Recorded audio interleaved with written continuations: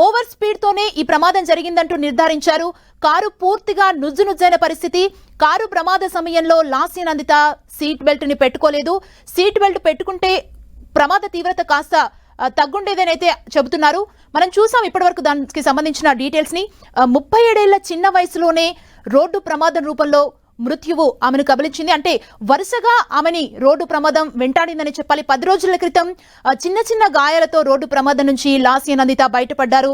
ఆ తర్వాత లిఫ్ట్ లో 3 గంటల పాటు లాస్య నందిత ఇరుక్కుపోయారు.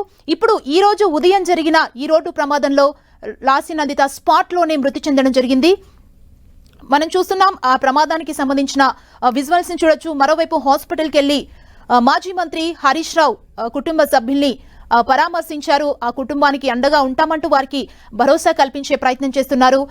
మరోవైపు రేవంత్ రెడ్డి కూడా ట్వీట్ చేశారు. సీఎం రేవంత్ రెడ్డి, మాజీ సీఎం కేసీఆర్ కూడా ట్వీట్ చేశారు. మాజీ మంత్రి కేటీఆర్ కూడా ట్వీట్ చేశారు. ఒక్కొక్కరు రాజకీయ నేతలు లాస్య నందిత మృతికి సంబంధించి సంతాపం తెలియజేస్తున్నారు. మరోవైపు లాస్య నందిత నివాసం వద్ద కూడా బీఆర్ఎస్ కార్యకర్తలు పెద్ద ఎత్తున చేరుకున్నారు.